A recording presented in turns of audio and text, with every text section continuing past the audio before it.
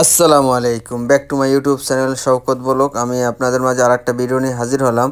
আমি প্রবাস জীবনে এখানে কি কাজ করি না করি খুঁটিনাটি অবশ্যই আপনাদের মাঝে বিস্তারিত তুলে ধরবো। অবশ্যই ভিডিওটা মনোযোগ সহকারে দেখবেন এবং গঠনমূলক দুটো কমেন্ট করবেন এবং শেয়ার করবেন, আমার ইউটিউব চ্যানেলকে সাবস্ক্রাইব করবেন।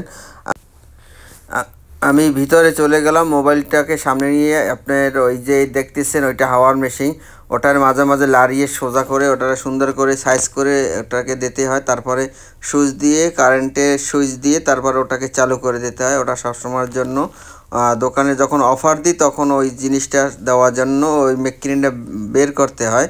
বের করলে যখন ওইটা হাওয়ায় ওড়ে তখন সবাই বোঝে যে এখানে আজকে অফার চলতেছে।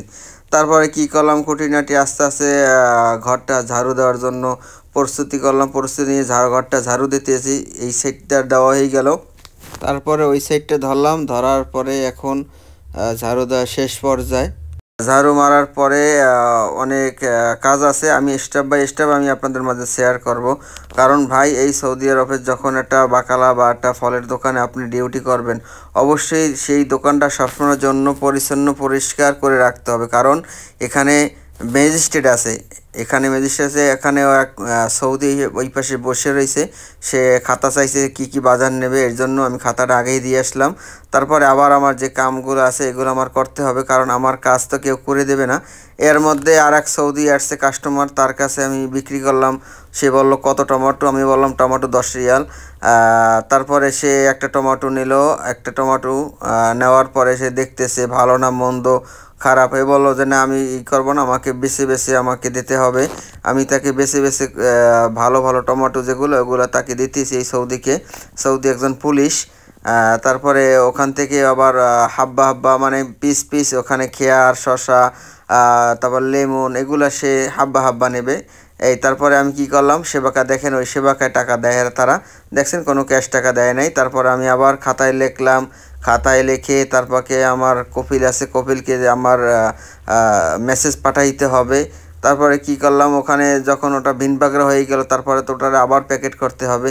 এই আমি ফোঁতা নিয়ে, এটার ভিতরে আপনার স্যাভলন দেওয়া থাকে, সাবান দেওয়া থাকে, ওটা দিয়ে আমি সুন্দর করে দোকানটা আমি ভালো করে আপনি ফোঁতা মারতেছি, মানে পানি দিয়ে মুছতেছি। কারণ সবসময়ের জন্য, কারণ একটাবার ম্যাজিস্ট্রেট এসে যদি আপনার জরিমানা করে 100 রিয়াল 1500 রিয়াল তারা করে জরিমানা দিয়ে চলে যায়। কারণ তাদের দিতে তো সমস্যা নাই, কারণ 1500 রিয়াল অনেক টাকা।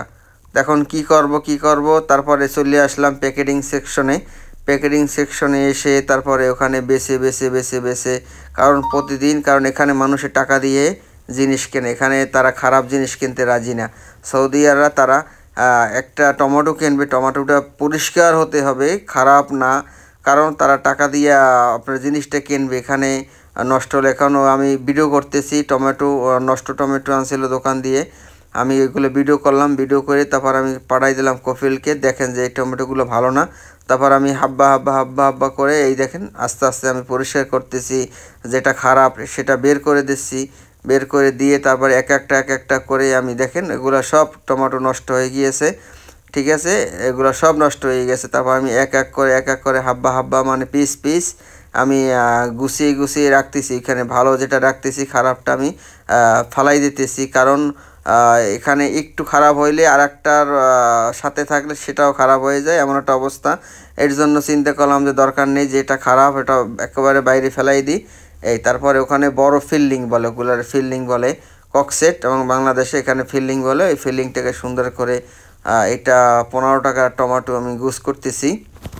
আর আপনারা যদি এইরকম বাকালা বা ফলের দোকানে আপনারা কাজে আসতে চান, আসতে পারেন, সমস্যা নাই, ভিসাও ভালো। কারণ এই ভিসায় যদি আপনি আসেন, আপনি দেখা যায় 4 লাখ 4.5 লাখ টাকা আর মধ্যে আপনার হয়ে যাবে এখানে সৌদি আরব পুরা বাংলাদেশ প্রসেসিং কাজ বাস মেডিকেল সম্পূর্ণ কনফার্ম করে আপনি 4.5 লাখ টাকা আসতে পারেন। আসলে পর এখানে বেতন খারাপ না, আল্লাহর রহমতে। যারা ফলের দোকানে যারা কাজ করে থাকে তাদের বেতন অবশ্যই ভালো, অনেক টাকা তাদের বেতন।